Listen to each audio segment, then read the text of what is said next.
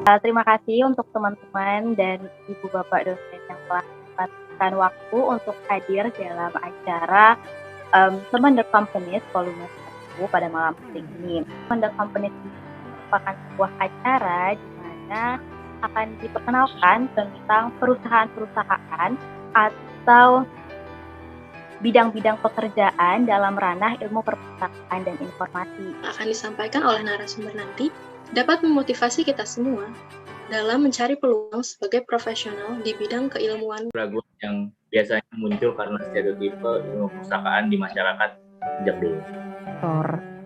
Pemerintah maupun swasta yang memahami akan kebutuhan lulusan ilmu perpustakaan untuk mengelola data, arsip, dan aset yang Nah, untuk pemateri pertama pada acara malam hari ini adalah Kak Ananda Masyuri. Untuk sekarang saya bekerja di PT Solusi Arsip Indonesia, alamatnya di Ruko Mutiara Jingga, Malang, Jawa Timur, dan saat ini saya kebagian menjadi project manager di Probolinggo. Tentang kami, PT Solusi Arsip Indonesia sendiri adalah perusahaan jasa kearsipan di Indonesia yang bergerak pada bidang jasa pengelolaan arsip, alih media dokumen, jasa pengendalian hama, serta penyediaan sarana prasarana perkantoran yang sesuai dengan peraturan kearsipan yang berlaku.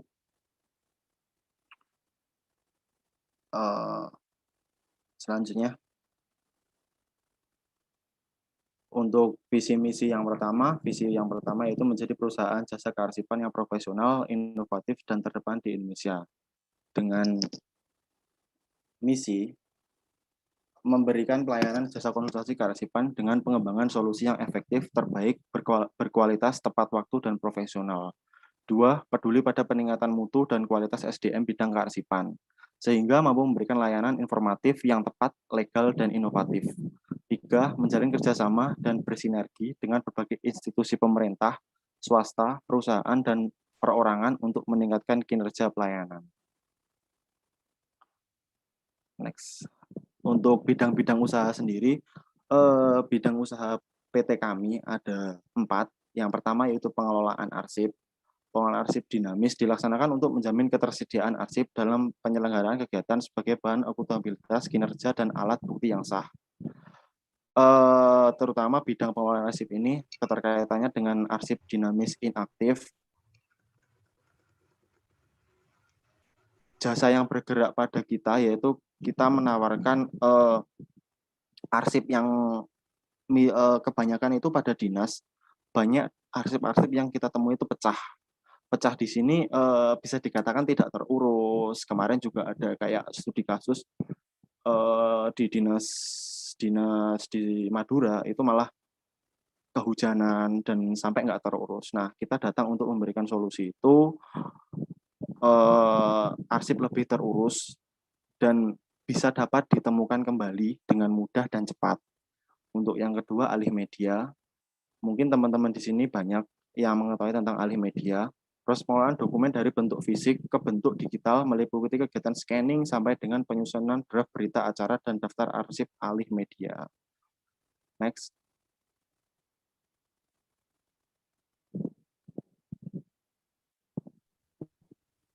Nah, untuk bidang usaha ketiga yaitu pengendalian hama.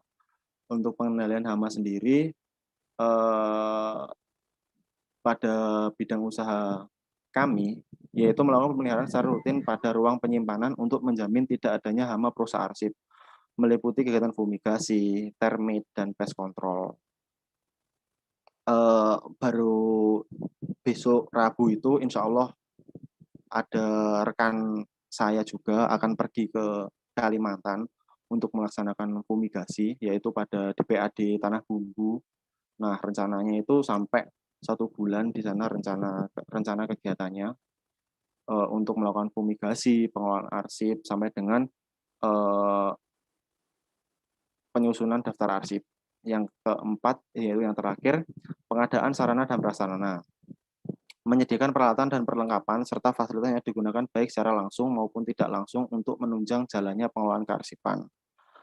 Seperti yang kalian ketahui tentang pengadaan sarana prasarana meliputi banyak seperti rak ataupun box ataupun semuanya berkaitan dengan hal-hal yang dapat menunjang kearsipan. Kayak gitu. Next.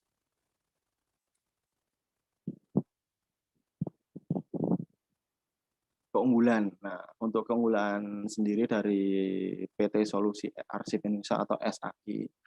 PT Solusi Arsip Indonesia merupakan perusahaan jasa kearsipan yang ditunjuk oleh para praktisi dan akademisi bidang kearsipan.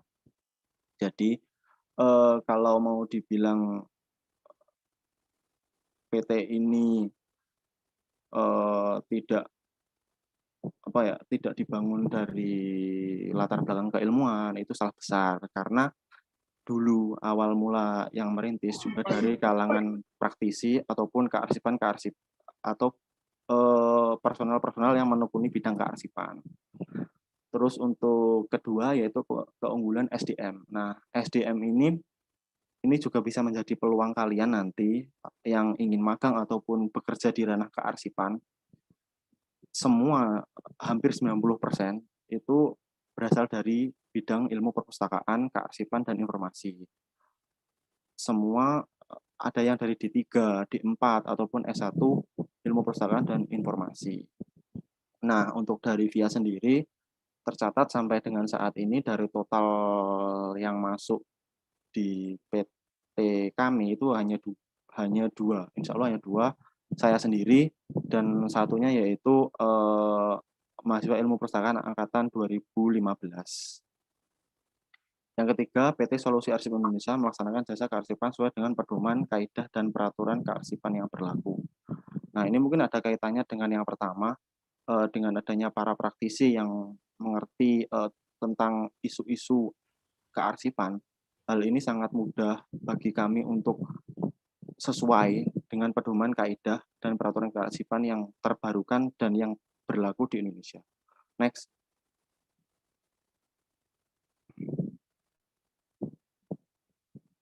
Nah, mungkin ini bisa pertanyaan sih, kenapa sih bisa masuk SAI, terus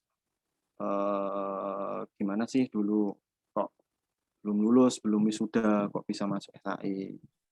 Mungkin saya bisa jelaskan di sini sih. Next. Nah, yang pertama yaitu idealisme saya masih di lingkup ilmu perpustakaan.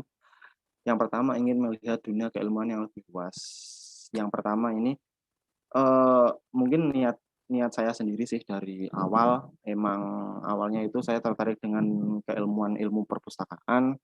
Terus bertambahnya semester kok kayaknya saya agak kurang cocok di bidang ini. Terus pada saat itu akhir semester ada tawaran untuk magang di ExxonMobil, dan ya rezeki siapa yang tahu kan ya. Terus di ExxonMobil itu alhamdulillah diterima, dan pada saat itu, mulai saat itulah saya ingin menekuni, ingin jauh lebih mengetahui, sampai pada titik skripsi saya pun juga membahas tentang kearsipan. Yang kedua, tantangan baru. Yang tantangan baru ini apa ya? Saya sendiri berprinsip untuk keluar dari zona nyaman, dan kalau kelamaan di zona nyaman ini malah memperberat saya, memperburuk langkah-langkah saya ke depan. Nah, kepengenan saya untuk keluar dari zona nyaman ini mengantarkan saya untuk bergabung pada PT ini. Yang ketiga, perusahaan swasta. Nah, ini mungkin agak apa ya, agak lucu juga. Biasanya kan setelah lulus, wah aku ingin jadi PNS, ingin daftar PNS lah dulu. Nah, kalau pemikiran saya dulu selagi masih muda, ya udahlah coba aja dulu di swasta.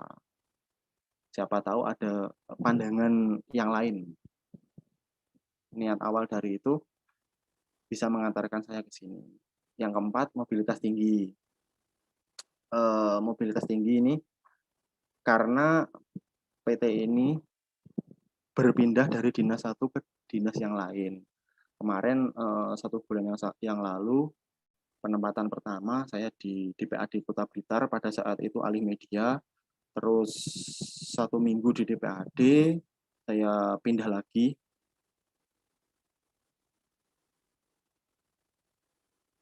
pindah lagi, terus pindah lagi di dinas koperasi. Dinas koperasi saya mengerjakan proyek lagi, proyek 1 bulan Dinas Koperasi Kabupaten Blitar.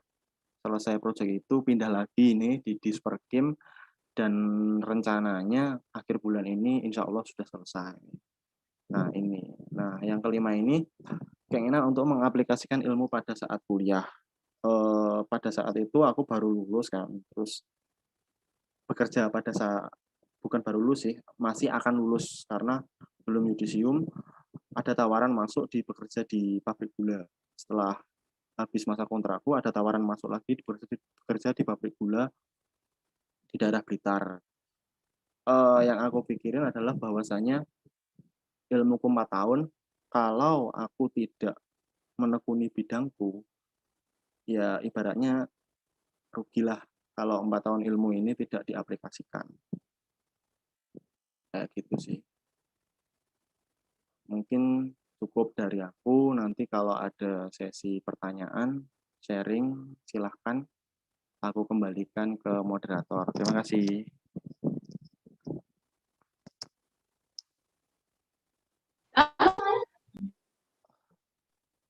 Nah, untuk pemateri selanjutnya yaitu Fidan Safira, atau lebih akrabnya bisa dipanggil dengan Mbak Fidan.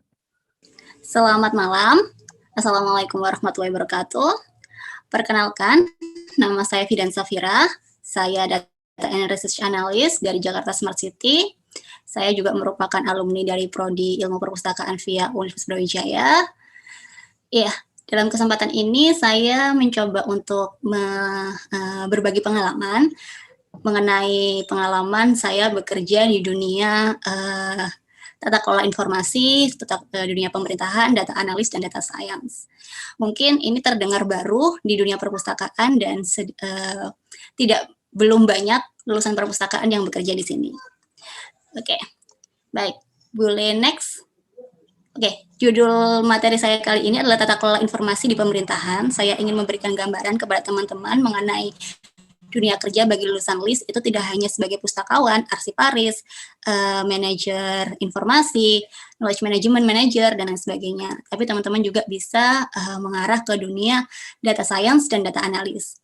Outline dari presentasi saya pada malam hari ini, yaitu yang pertama, saya akan menjelaskan mengenai apa itu Jakarta Smart City, dan kemudian yang kedua mengenai data science dan data analis, dan kemudian yang ketiga mengenai apa sih relevansi data analis dengan keilmuan Library Information Science, dan kemudian yang keempat JSC Jakarta Smart City Internship itu, dan data science lainnya adalah 2 program yang ada di Jakarta Smart City yang teman-teman mahasiswa bisa ikutin.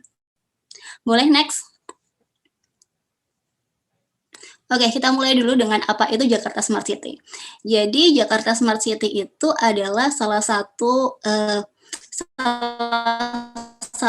organisasi yang dibentuk oleh Gubernur DKI Jakarta pada tahun 2014 waktu itu, dengan tujuan untuk mempercepat pembangunan smart city yang ada di Jakarta. Tujuannya apa? Tujuannya agar Jakarta sebagai ibu kota Republik Indonesia ini menjadi kota yang inovatif dan warganya bahagia. Maju kotanya, bahagia warganya. Tagline-nya maunya seperti itu. Nah, si Jakarta Smart City ini dibangun untuk membantu percepatan terjadinya Smart City di Jakarta. Boleh next? Lanjut. Nah, ini ekosistem dari Smart City yang ada di Jakarta. Kita mengenal ya namanya revolusi industri 4.0, apa-apa serba 4.0. Nah, Jakarta Smart City sendiri ini adalah upaya bagi pemerintah DKI Jakarta untuk mendorong agar Jakarta bisa menuju ke revolusi industri 4.0 ini dengan pemerintah sebagai kolaborator dan banyak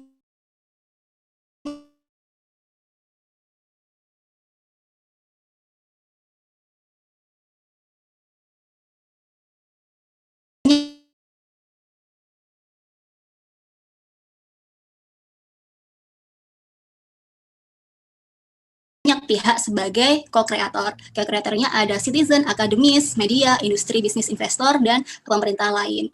Jakarta Nah, Jakarta sendiri ini kolaborasi dan inovasi yang akan berjalan di Jakarta.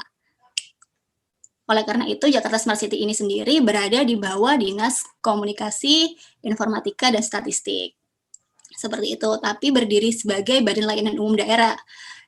Tetap terintegrasi dengan Diskominfo, namun posisinya sebagai Badan Layanan Umum Daerah. Artinya organisasi ini tidak ditopang secara penuh oleh APBD, melainkan juga bisa menghasilkan dana usaha sendiri.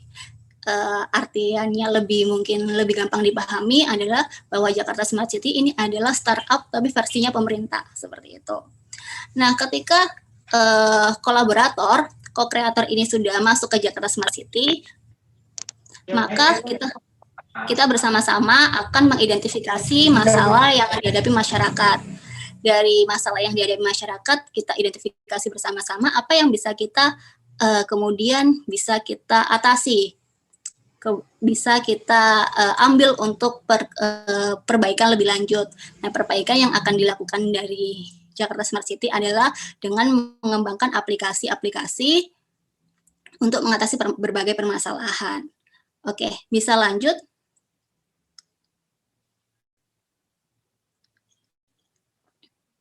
Next slide. Oke. Jadi beberapa produk sebelumnya. Beberapa produk dari Jakarta Smart City adalah salah satunya adalah Jaki.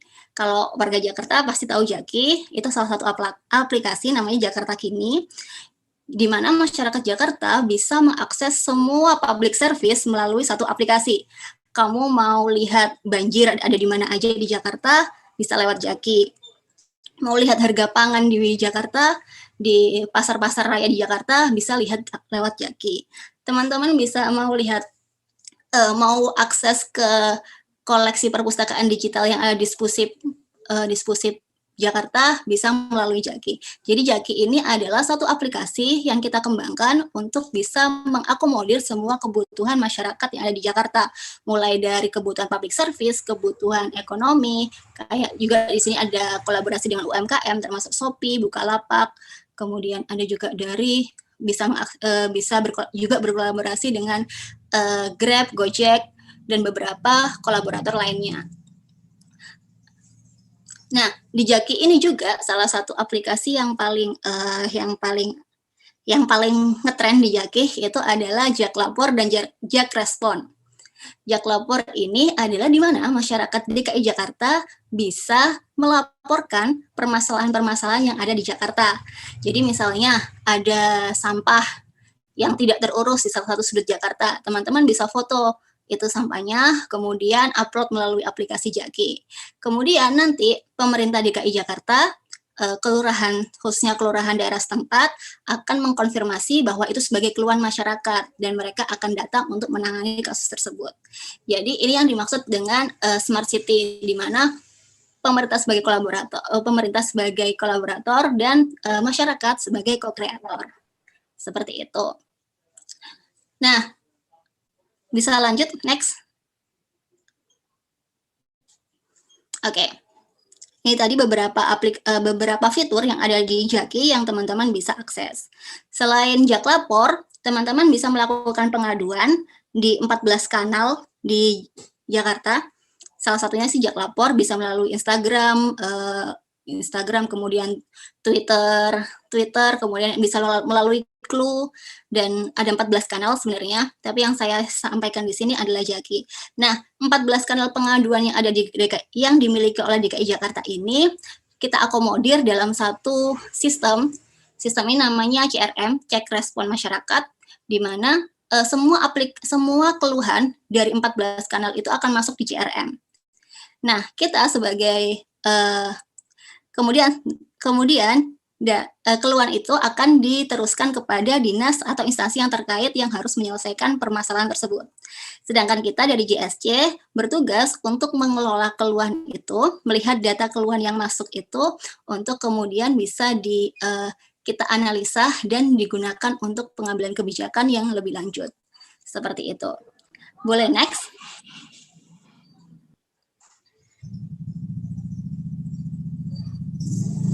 Oke. Nah, ini struktur organisasi Jakarta Smart City. seperti yang saya katakan tadi, kita kan juga mengembangkan aplikasi, kemudian juga melakukan analisa data dari data-data yang terhimpun dari aplikasi tersebut, kemudian juga melakukan komunikasi dengan masyarakat dan pemasaran atas produk-produk dari Jakarta Smart City. Ini ada struktur organisasi di JSC, di mana saya tidak akan banyak membahas tiga satuan pelaksana dari 2, 3, 4. Saya coba fokus di satuan pelaksana kajian dan analisa. Yang pertama, di situ ada 2 divisi divisi pengembangan dan analisa produk atau biasa disingkat dengan PAP, dan yang kedua adalah divisi analisa data. Kenapa saya tidak bahas yang lainnya? Karena saya sendiri belum cukup paham dengan load kerjaan masing-masing divisi, dan kebetulan saya berada di 2 divisi ini, di Satuan Pelaksana Kajian dan Analisa, saya berada di divisi pengembangan dan analisa produk. Seperti itu. Jadi, di pengembangan analisa produk ini bertugas untuk melakukan penerimaan dari kerjasama dari berbagai pihak, dan kemudian melakukan analisa dari apa yang akan dilakukan oleh si kolaborator tersebut. Di divisi analisa dan pengembangan dan analisa produk sendiri ini ada berbagai posisi, termasuk salah satunya data and research analyst. Kemudian di divisi analisa data, yang kita biasanya sebutnya divisi data, ini adalah tempatnya teman-teman data scientist, teman-teman yang mengelola data, memvisualisasikan data dari data-data yang ada di DKI Jakarta. Seperti itu. Kalau divisi-divisi lain seperti penjelasannya, komunikasi dan pemasaran, melakukan publikasi, kemudian infrastruktur teknologi, melakukan pengembangan aplikasi, dan pengembangan layanan, melakukan optimalisasi dari layanan-layanan yang ada di produk-produk yang ada di JSC. Oke, bisa lanjut mungkin?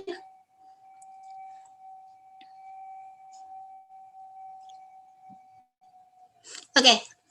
Selanjutnya adalah masuk outline yang kedua ya, data research dan data analyst dan data scientist. Yang saya sebagai data research dan analyst di JSC, yang saya lakukan adalah ini. Kalau mungkin teman-teman tahu knowledge management ya, ini bagian dari knowledge management. Ada dua cara yang biasa saya lakukan dalam melakukan riset di JSC. Yang pertama top down, di mana saya biasanya memulai dari masalah atau bisnis problem yang ada di JSC. Misalnya salah satu bisnis problem yang beberapa waktu ini sedang saya kerjakan adalah permasalahan mengenai mitigasi banjir di Jakarta. Bagaimana sih kita sebagai pemerintah DKI Jakarta bisa melakukan mitigasi atas permasalahan banjir di Jakarta. Dari situ, permasalahan tersebut kita menggali informasi apa saja sih yang sebenarnya kita butuhkan untuk adanya mitigasi bencana banjir di Jakarta. Dari informasi tersebut, dari informasi tersebut, kemudian kita dari tim peneliti melakukan tracking dari data-data yang ada di seluruh dinas yang ada di Jakarta, entah itu dinas sumber daya air, entah itu dinas pertamanan, entah itu dinas termasuk kelurahan dan lain sebagainya. Jadi kita mengumpulkan data-data tersebut, yang kemudian data-data tersebut tetap kita kelola untuk bisa memahami business problem atau question yang kita hadapi. Kemudian yang kedua adalah metodenya bottom up, di mana kita mulai dari data. Biasanya ini data CRM, seperti yang saya katakan tadi. Di JSC itu mengelola semua data keluhan masyarakat yang masuk ke Jakarta. Jadi teman-teman JSC itu mengetahui keluhan apa aja sih yang masuk. Nah, dari data tersebut kita bisa mendapatkan informasi keluhan masyarakat itu paling banyak tuh keluhan apa sih? Seperti itu.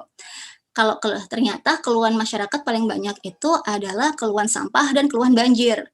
Nah, tapi seringkali masyarakat tidak bisa membedakan mana keluhan sampah dan mana keluhan banjir. Nah, bagaimana kita bisa dari data tersebut, apa sih yang bisa kita lakukan untuk bisa mengatasi keluhan-keluhan tersebut?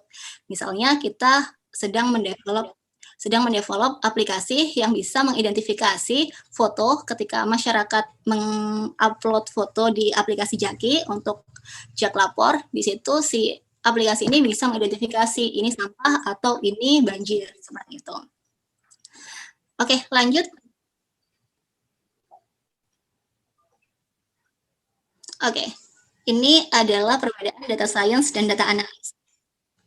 Saya lebih banyak di data analitik, dan untuk data science lebih banyak di teman-teman di divisi data. Perbedaannya data science dan data analis itu, data analis adalah bagian kecil dari data science. Nah, ini bisa dilihat data analis itu sifat analisnya bertugas untuk analis deskriptif. Apa sih yang sedang terjadi? Dan juga diagnostik analisis, atau kenapa sih ini terjadi gitu. Kita lebih bersifat analisisnya lebih bersifat seperti itu, atau lebih banyak kualitatif. Kemudian untuk teman-teman data science itu lebih banyak analisnya berupa prediktif. Misalnya ada data kemacetan Jakarta tahun 2000 bulan Januari sampai bulan Desember tahun 2020 misalnya, seperti itu. Teman-teman data science ini akan memprediksi yang akan terjadi, kemacetan yang akan terjadi di 2021 itu seperti apa. Itu adalah salah satu pekerjaan dari teman-teman data science. Dan juga teman-teman data science itu bertugas untuk melakukan prescriptive analytic, di mana dari data yang sudah mereka prediksi, apa sih yang bisa kita lakukan untuk mempersiapkan hal itu, apa yang bisa kita lakukan. Di situ, baik teman-teman data science maupun data analis, banyak aplikasi yang kita gunakan untuk memahami dan mengelola data. Misalnya kalau teman-teman data science itu pakai Python, R, kemudian Tableau, Google Data Studio, MySQL, dan sebagainya. Kemudian kalau teman-teman data analis biasanya pakai OpenQuire, kemudian NVivo, kemudian juga Tableau, Google Data Studio. Sebenarnya nggak jauh beda, cuman kita lebih berbeda di sifat analisisnya. Seperti itu. Bisa lanjut? Ada yang nyanyi sepertinya. Oke, lanjut. Di sini adalah kompetensi yang teman-teman bisa kuasai ketika teman-teman ingin menjadi data analis atau data scientist. Ini saya ambil dari salah satu artikel. Ini untuk menjadi data analis, teman-teman cukup bisa memahami programming tools, data visualisasi dan komunikasi, data intuisi, statistik, untuk ke bawahnya data warehousing, machine learning, itu tidak terlalu penting. Ini ada tingkat seberapa penting sih kemampuan ini bisa kita miliki untuk kita di posisi data analis atau data scientist. Seperti itu. Di sini ada istilah data engineer. Ini kebetulan di JSC tidak ada yang khusus posisi untuk data engineer. Data engineer ini di luar JSC, ada salah satu bidang juga di Diskominfotik untuk khusus data engineer. Data engineer ini ibaratnya adalah orang yang membangun rumah untuk data-data yang ada di suatu organisasi.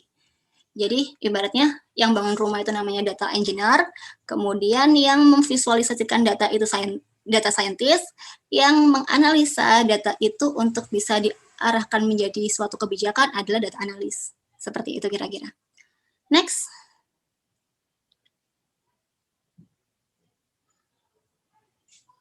Oke, apa relevansi bidang kita, bidang perpustakaan dengan pekerjaan saya? Yang pertama adalah manajemen pengetahuan, itu pasti. Karena saya sebenarnya sebelumnya cukup tidak percaya dengan ada pemerintahan yang mengambil kebijakan berbasis data. Awalnya saya agak ragu dengan hal tersebut. Tapi ketika sudah masuk di Jakarta Smart City, kemudian melihat semua proses pengambilan kebijakan yang ada di Jakarta memang berbasis data dan berbasis riset. Kecilnya, salah satu teman-teman tahu Satu Data Indonesia yang sedang digagas oleh pemerintah pusat di bawah Bappenas. Nah, itu kan setiap kabupaten kota, termasuk DKI Jakarta sebagai provinsi, itu juga harus memiliki Satu Data Indonesia, semacam Satu Data Indonesia di tingkat provinsi. Di Jakarta sendiri, dinamakan transformasi digital. Nah, selama transformasi digital di Jakarta sendiri ini belum berjalan memang. Dalam proses penguatan kebijakan untuk bisa menjalankan transformasi digital ini, saya dan beberapa tim JSC juga sedang melakukan kajian mengenai bagaimana nantinya transformasi digital ini bisa berjalan sesuai dengan tujuan yang diinginkan oleh pemerintah pusat dan juga bisa mengakomodir semua data yang ada di DKI Jakarta menjadi satu data seperti itu. Beberapa riset yang kita lakukan, ada satunya yang sedang dilakukan sekarang sebagai awal pembuka adalah riset tentang systematic literature review mengenai transformasi data digital di beberapa negara sebagai best practice, seperti itu. Kemudian yang kedua, relevansinya dengan keilmuan-ilmu perpustakaan adalah information governance. Karena kita akan berbicara tentang tata kelola informasi yang ada di pemerintahan itu seperti apa. Data-data di pemerintahan itu dikelola seperti apa, dan bagaimana data-data itu dibuat sebagai landasan pengambilan kebijakan, landasan sebagai kolaborasi dengan pihak mana, landasan untuk mengembangkan aplikasi seperti apa. Itu salah satu yang cukup signifikan. Kemudian yang ketiga adalah research methodology, karena memang posisinya sebagai data and research analyst, artinya pekerjaannya adalah sebagai peneliti, di mana memang metode penelitian itu sangat penting. Di sini sebagai bekal untuk bisa menjadi data analis adalah salah satunya adalah teman-teman harus paham berbagai metode penelitian, tidak hanya kualitatif tapi kuantitatif. Itu pun juga dengan banyak metode, tidak hanya yang biasanya kalau di via UB itu studi kasus seperti itu. Tidak hanya studi kasus, kita juga belajar tentang etnografi, fenomenologi, kemudian juga beberapa tentang text mining, kemudian etnografi, kemudian critical discourse analysis, systematic literature review, dan banyak lainnya, ya seperti itu. Oke, next. Kalau aku kelamaan bisa dipotong ya, Mas Moderator. Oke. Baik, Kak. Jakarta Smart City Internship. Jadi di JSC ini ada 2 model internship. Yang pertama internship secara umum, dan yang kedua adalah data science training. Untuk internship secara umum ini tidak terjadwal oleh JSC. Teman-teman bisa mendaftar kapan saja, mengirimkan surat aja ke JSC, tapi kita juga akan melihat sebagaimana lot teman-teman JSC ini mampu nggak kita membimbing sesuai dengan beban kerja. Jadi tidak selalu bisa diterima. Kemudian divisi sasaran bisa tergantung dengan bidang keilmuan.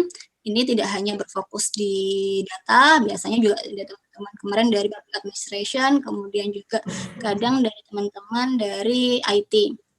Kemudian tidak selalu fokus dengan data science, dan tidak ada output signifikan. Ini biasanya untuk mata kuliah magang ya.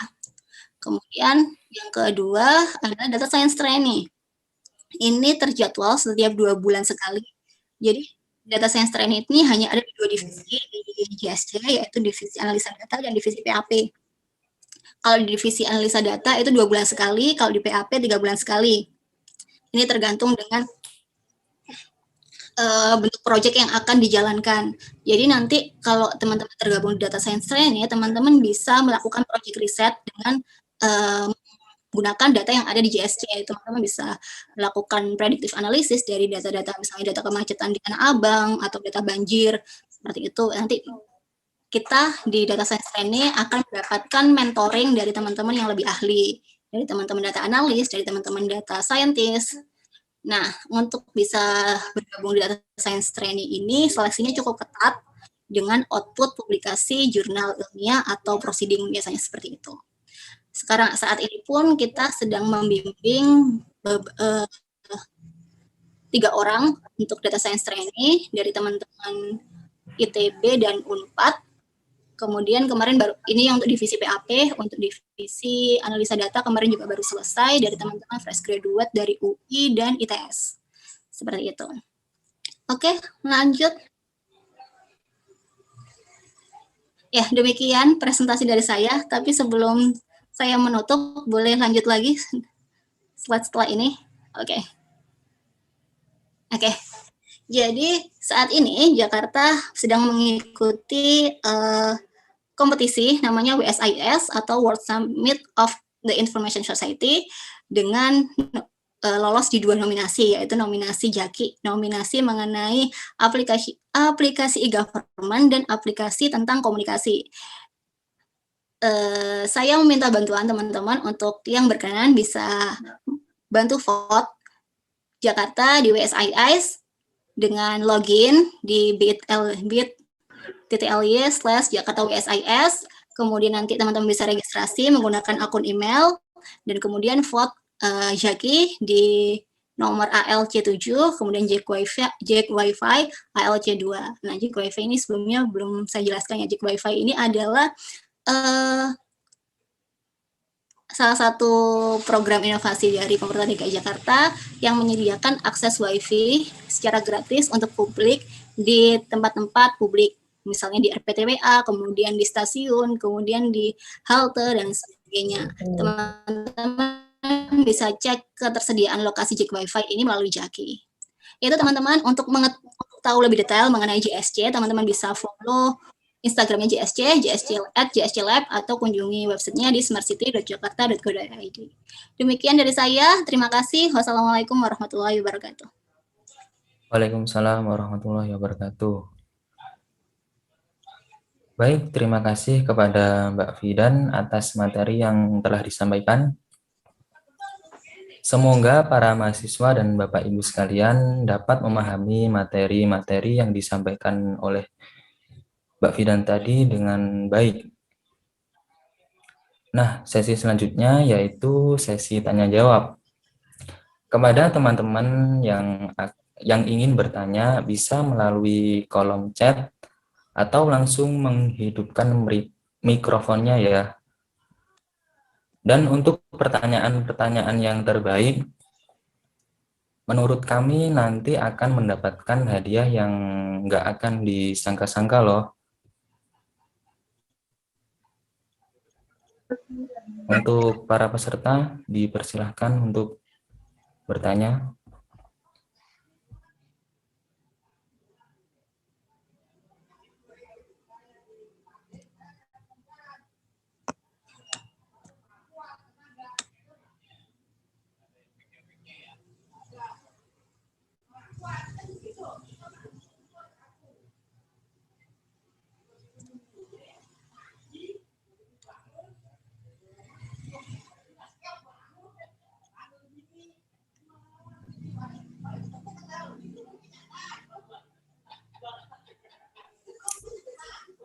Baik, terima kasih untuk Saudara Sofi karena sudah bertanya.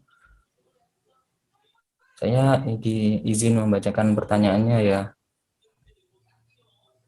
Selamat malam Kak, izin bertanya, menurut Kakak lebih sulit mana mengkatalogisasikan buku atau di bidang kearsipan data? Terima kasih. Untuk Mbak Fidan atau Kak Nanda bisa menjawab atau disimpan dulu.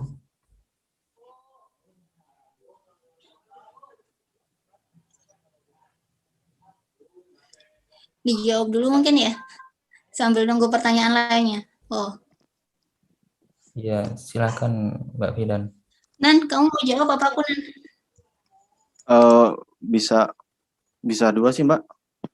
Mungkin dari Mbak dulu. Karena soalnya data ini, soalnya data dan aku kan nggak data. Soalnya nggak terlalu bermain di data kan aku. Alasanmu. Oke, baik. Terima kasih pertanyaannya. Lebih susah mana mengkatalogisasi buku atau di bidang kearsipan data? Sebenarnya sama-sama susah. Cuman kalau katalogisasi buku itu kan sudah terstandar ya, sudah ada acuannya, gampang merujuk kemana gitu. Tapi untuk klasifikasi data, kearsipan data khususnya itu kita tidak ada standarnya. Jadi itu biasanya juga tergantung cara pola berpikir dari kita sebagai data analis, mungkin sebagai arsiparis kalau di tempat Nanda juga.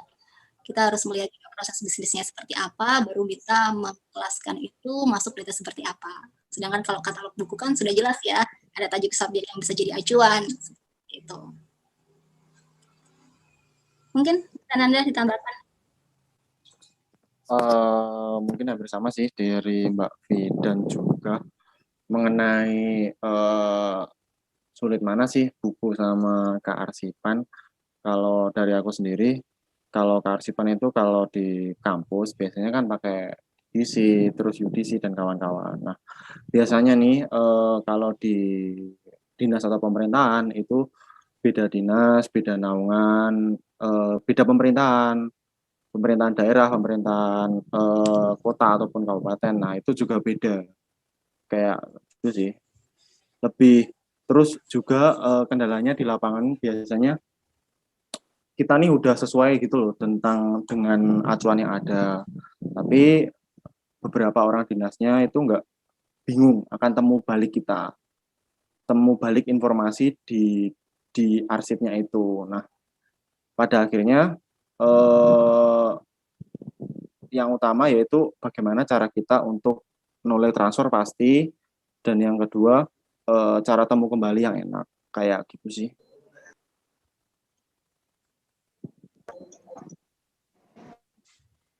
Terima kasih.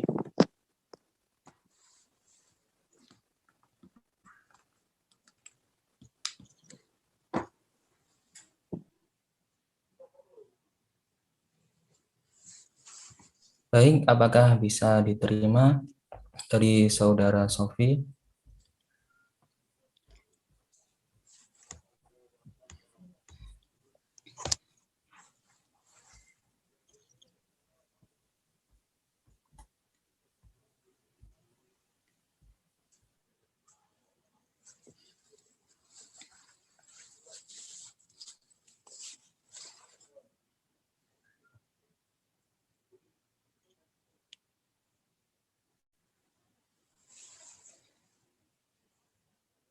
Baik, langsung saja untuk pertanyaan yang kedua dari Saudara Muhammad.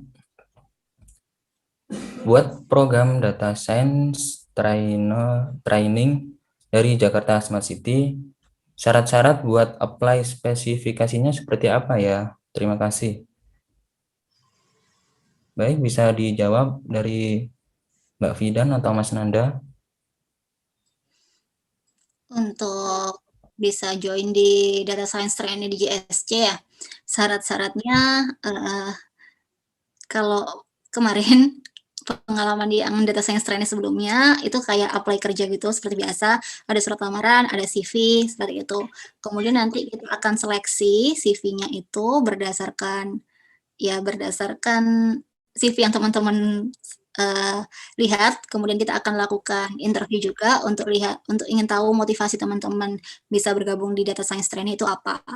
Kemudian biar kita juga bisa mengarahkan, mentor-mentornya nanti bisa mengarahkan apa sih yang ingin teman-teman gali dan ingin dapatkan di JSC seperti itu.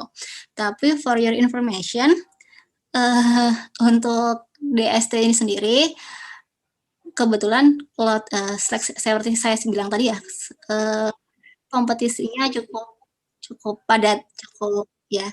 Kemarin dari yang bulan Januari itu ada sekitar hampir 70 pendaftar, tapi yang bisa kita terima untuk bisa kita mentor itu ada sekitar 4-3, 7 orang. Seperti itu kira-kira. Tapi teman-teman kalau mau daftar silakan, tapi biasanya teman-teman fresh graduate atau yang sedang kuliah S2 yang biasanya bergabung di Data Science Training, seperti itu.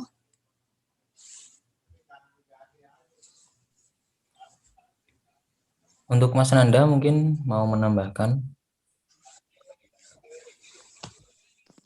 Itu kayaknya pertanyaan ke Mbak Fidan dah, bukan ke aku sih. Karena itu JSC kan. Dan berkaitan data. Kayak begitu. Sudah cukup, terima kasih. Baik, apakah dari Saudara Muhammad dapat dipahami?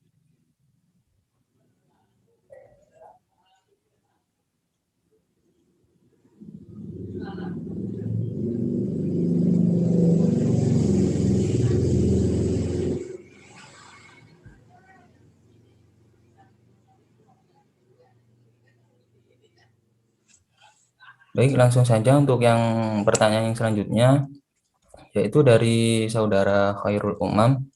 Mau tanya, apakah JSC bisa menjangkau hingga ke pelosok daerah di Jakarta? Dan seberapa cepat tanggapan atau solusi dari permasalahan yang diadukan? Terima kasih. Untuk Mbak Fidan bisa menjawab. Eh, Terima kasih. Pelosok Jakarta itu sebelah mana ya? Jakarta sebelah pelosok. Oke, jadi gini, memang kan si JSC ini kan menggunakan teknologi ya. Jadi saya juga baru selesai riset bahwasanya memang 96% warga Jakarta itu sudah menggunakan teknologi gitu dalam kehidupan sehari-harinya. Artinya memang si Jaki ini diperuntukkan karena memang masyarakat Jakarta sudah melek teknologi seperti itu. Jadi sangat mudah untuk mereka menggunakan aplikasi Jaki ini. Dan kemudian berapa lama sih dari laporan yang keluhan yang kita sampaikan itu bisa diproses? Tergantung case masalahnya. Di Jaki sendiri bisa kita lihat ada 5 status keluhan. Dari keluhan itu dilaporkan, keluhan tersebut diterima, keluhan tersebut diatasi, keluhan tersebut dikonfirmasi dari instansi terkait sampai keluhan tersebut selesai, seperti itu. Karena keluhan tersebut kan kadang tidak hanya diselesaikan oleh satu instansi, bisa jadi satu keluhan bisa diselesaikan di beberapa instansi, seperti itu. Teman-teman ketika menyampaikan keluhan di Jaki, teman-teman bisa melihat status keluhannya sudah sampai mana, seperti itu. Baik, apakah sudah cukup Mbak Fidan? Itu sih cukup dari saya. Baik, untuk selanjutnya ini kelihatannya pertanyaan untuk Mas Nanda deh.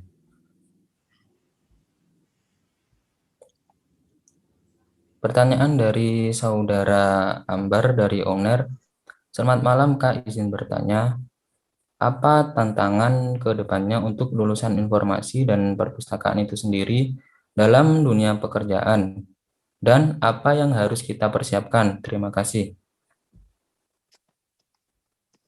Iya, terima kasih atas pertanyaannya. Mungkin ini juga global sih, si Mbak Fidan juga bisa menjawab nanti setelah aku.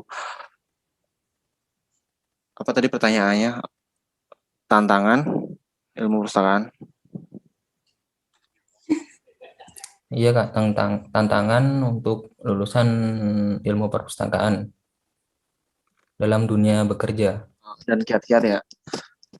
Kalau dari aku sendiri sih, kalau dari aku kemarin, kalian jangan apa ya, jangan sampai berada pada satu titik dan itu kelamaan gitu. Coba cari hal yang baru, cari relasi juga sih yang penting. Itu relasi yang sangat penting. Terus dan juga keluarlah dari zona nyaman. Mungkin kayak gitu. Ada tambahan dari Mbak Fidan? Pertanyaan tadi apa? Kompetensi ya? Iya Mbak. Kompetensi untuk lulusan perpustakaan ke depannya seperti apa? Yang pertama itu menurutku ya, pemahaman tentang teknologi informasi. Apapun itu. Kalau teman-teman nanti mau berkarir di perpustakaan, minimal lah paham itu apa itu sistem otomasi. Dan juga yang kalau mau berkarir di perpustakaan perguruan tinggi, minimal lah paham apa itu repositori institusi. Itu yang lagi tren banget dibahas di semua perpustakaan perguruan tinggi. Jadi minimal teman-teman paham tentang itu. Kemudian untuk yang bergerak di bidang termasuk arsip ya, juga pasti nanti akan berkecimpung di perkembangan teknologi seperti itu. Kemudian kalau memang bergerak di bidang non perpustakaan atau lain sebagainya, yang paling penting sih menurut saya daya analisis kita terhadap suatu masalah, kemudian bagaimana kita mengatasi suatu masalah tersebut atau problem solving. Itu sih. Baik, terima kasih Mbak Fidan atas jawabannya. Untuk pertanyaan selanjutnya, selamat malam. Mohon maaf dari Nadia Ramadanti. Selamat malam Kak, izin bertanya. Kiat-kiat atau tips apa saja dari kakak-kakak sekalian agar bisa lebih siap terjun di dunia kerja khususnya dalam bidang perpustakaan. Terima kasih. Untuk Mbak Fidan dulu mungkin mau menjawab. Untuk siap bekerja di dunia kerja di bidang perpustakaan, apa ya tipsnya? Eh, mau berproses aja sih, mau belajar, giat-giatnya. Intinya sebagai manusia ya, sebagai termasuk juga kita sebagai mahasiswa perpustakaan, intinya dimanapun tempat bekerjanya itu anggap aja suatu proses pembelajaran diri, artinya seperti itu. Kita juga nggak pernah tahu kita bekerja di mana dan akan hal apa yang akan kita dapatkan, seperti itu sih. Untuk bisa siap terjun di dunia kerja, mungkin lebih banyak seri magang, mungkin kalau belum pernah magang, melakukan magang, kemudian sharing dengan teman-teman yang sudah bekerja, kemudian juga banyak-banyak lihat perkembangan di dunia perpustakaan seperti apa, itu aja sih. Mungkin Anda mau menambahkan?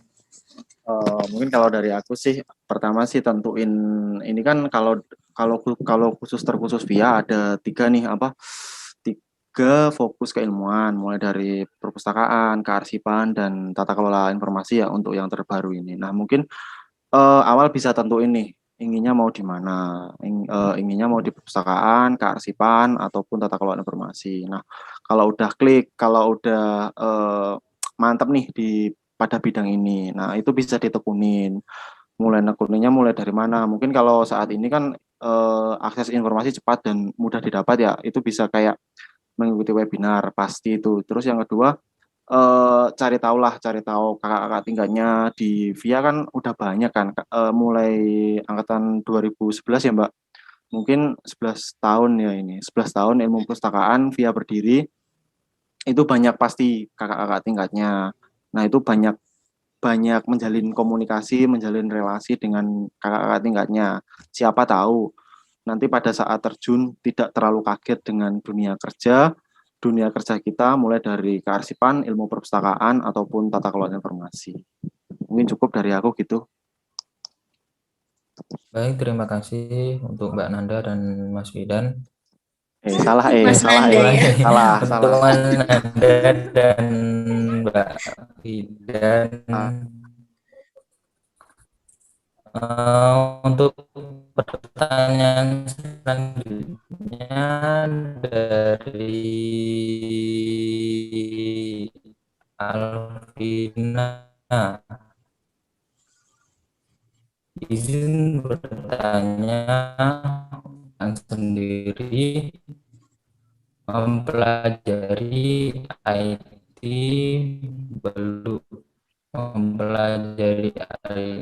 IT belum sedalam itu. Bentar, gimana pertanyaannya? Yang mana? Terima kasih. Oke.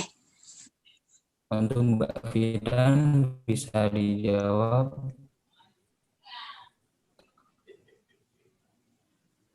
Gimana persiapan Mbak Fidan dulunya untuk mempelajari jadi terkait keahlian dalam bidang data analis. Sorry ya, agak putus-putus internetnya, jadi suaraku delay. Ya, nggak apa-apa Mbak. Gimana programming tools dan gimana persiapan Mbak Fidan dulunya untuk mempelajari skill tersebut? Mempelajari untuk programming tools. Kebetulan kalau anak via UB pasti tahu ya, ada salah satu mata kuliah untuk programming. Memang dulu fokusnya lebih ke sistem otomasi perpustakaan. Itu dulu jadi basic. Jadi itu dulu jadi basic. Kemudian kebetulan sebelum bekerja di JSC, saya kan juga bekerja di salah satu tempat juga di NGO. Kemudian juga itu juga belajar mengenai IT, sedikit mengenai IT. Kemudian juga saya akan setelah itu berkesempatan studi lanjut. Di situ saya banyak memperdalam mengenai metode penelitian. Jadi akhirnya banyak proses yang dihasilkan untuk bisa di posisi saat ini seperti itu. Tapi kalau teman-teman mau belajar tentang programming tools atau data science, banyak sih online course yang gratis juga yang bisa teman-teman ikutin. Baik, Mbak Fidan, apakah sudah cukup.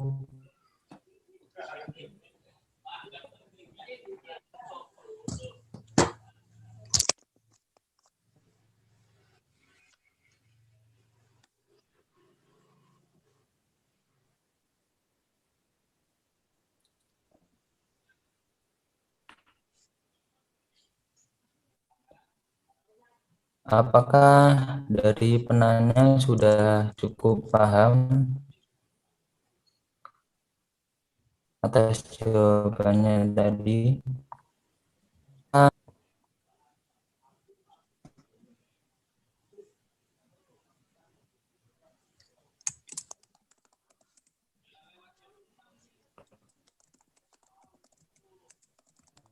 Tampilan pada data science rules tadi, menurut kakak pemateri kompetensi apa yang perlu diperkuat? Apakah manajerial? Atas suara saya terdengar?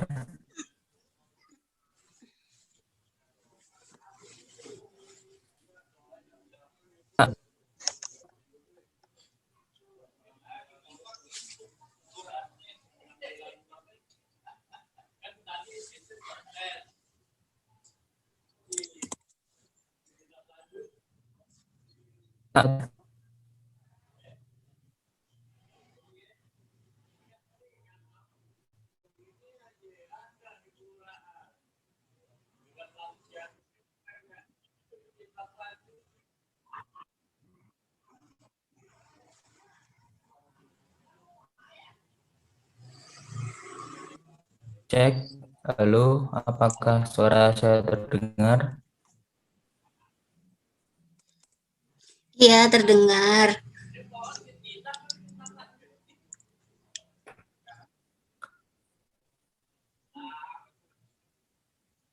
Izin bertanya, berdasarkan pemetaan keterampilan pada data science rule tadi, menurut kakak pemateri kompetensi apa yang perlu diperkuat?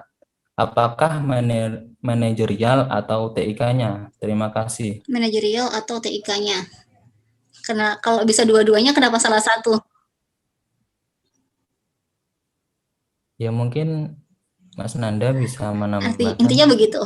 Kalau teman-teman bisa meningkatkan kompetensi di banyak bidang, silakan gitu.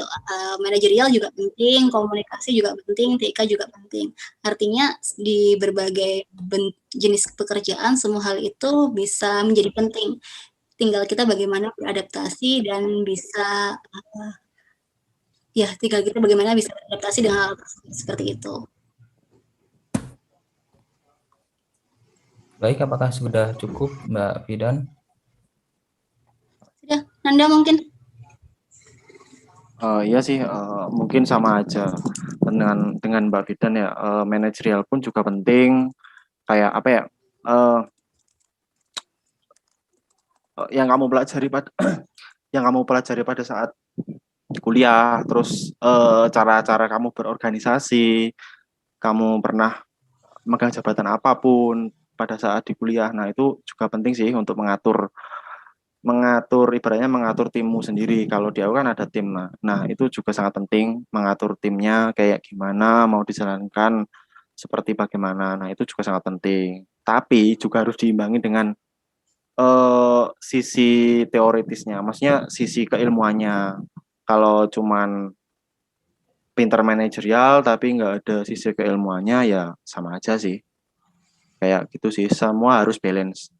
Gitu. Baik, terima kasih Mas Nanda atas tambahannya. Saya ingatkan untuk sesi tanya jawab nanti berakhir pada jam 20.50 ya. Nah, langsung saja untuk pertanyaan selanjutnya.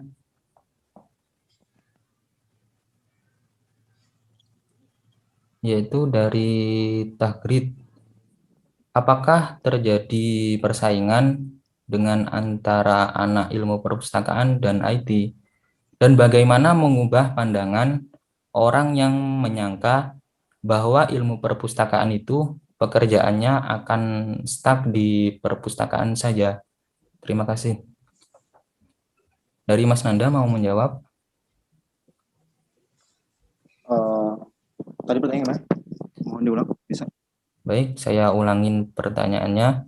Apakah terjadi persaingan antara anak perpustakaan dan IT? Dan bagaimana mengubah pandangan orang yang menyangka bahwa ilmu perpustakaan itu pekerjaannya hanya stuck di perpustakaan saja? Terima kasih.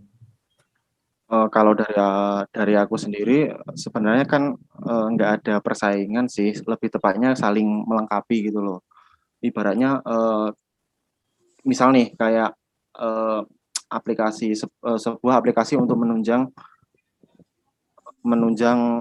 keilmuan ilmu perpustakaan ataupun kearsipan. Nah, yang tahu fondasinya ini anak kita, maksudnya anak ilmu perpustakaan informasi, dan yang pelaksana di lapangan itu bisa jadi anak TIK kayak gitu. Terus bagaimana merubah mindset ataupun paradigma yang berkembang mengenai keilmuan kita.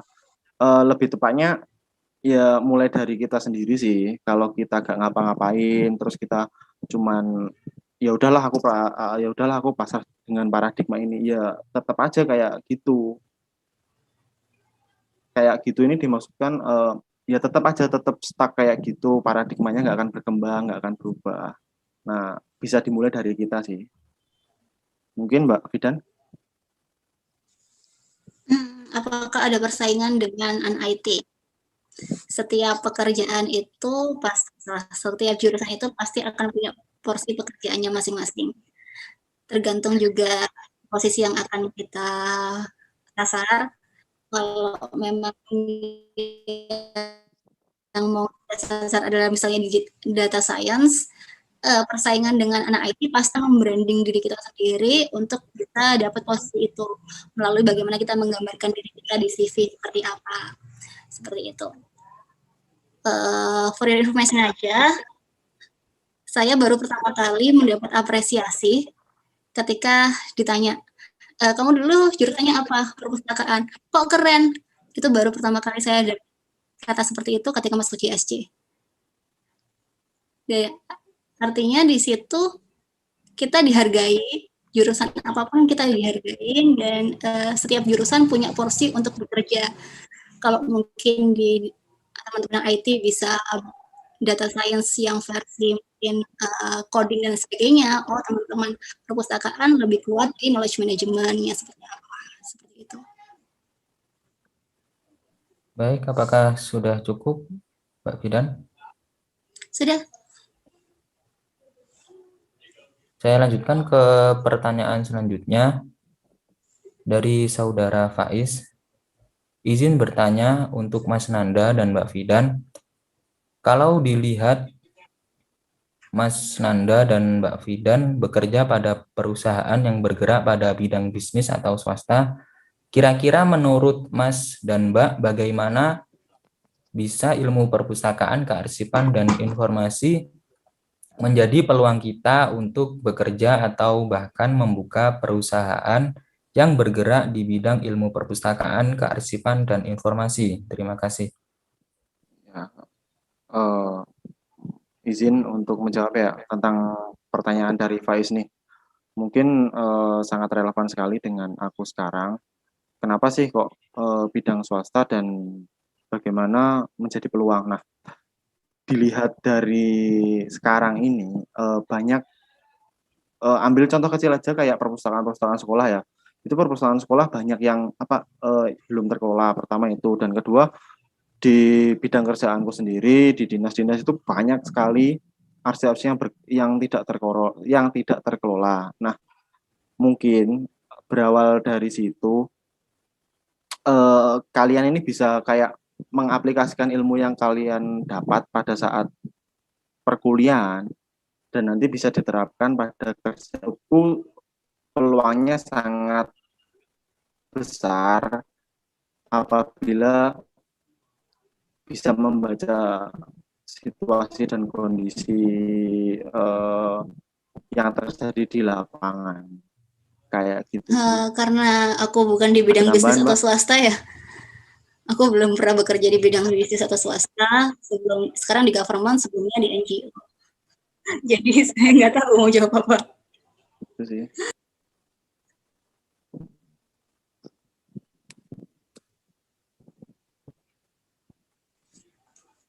Baik, apakah sudah cukup dari Mas Nanda dan Mbak Fidan?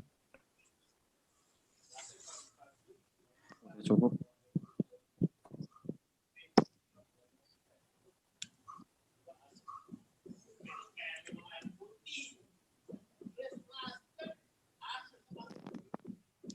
Pertanyaan terakhir ya, saya bacakan.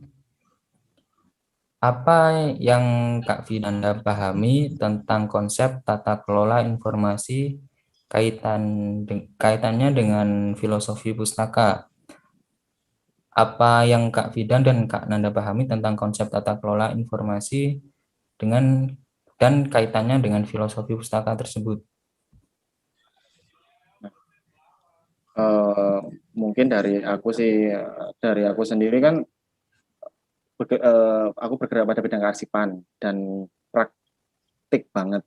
Mungkin pun juga dulu dalam mata kuliah itu sangat sedikit tentang membahas tata kelola informasi. Mungkin lebih ke Mbak Fidan sih ini pertanyaannya. Monggo Mbak dijawab. Cara memelopor itu halus banget ya.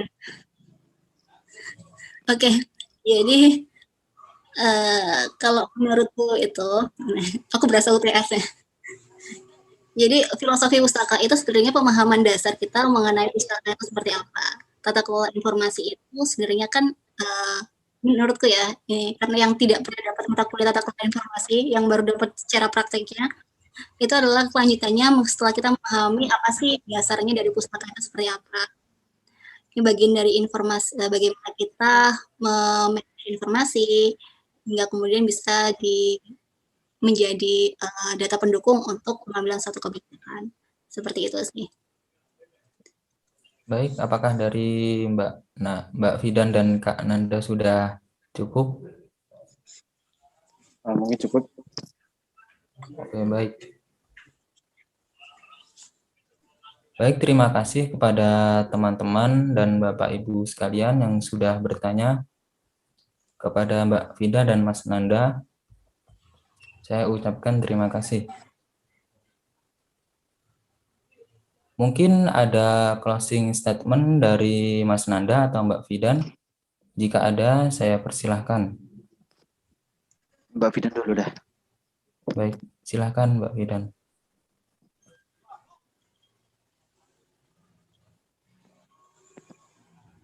Aku dulu nih. Ya, Oke. yang tua dulu Mbak. Gimana?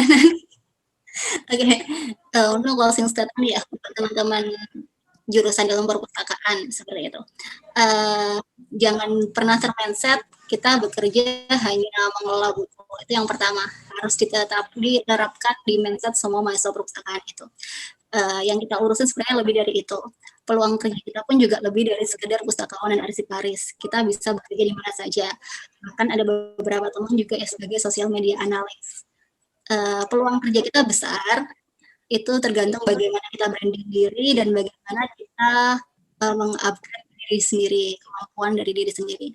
Tapi satu hal yang saya pahami, dimanapun kalian bekerja sebagai jurusan perpustakaan, yang dipegang adalah sikap-sikap kita sebagai lulusan perpustakaan. Artinya ketika kita bekerja melibatkan literasi informasi, melibatkan bagaimana knowledge management, seperti itu memang etika seperti itu yang memang harus kita bawa walaupun kita bekerja di bidang apapun.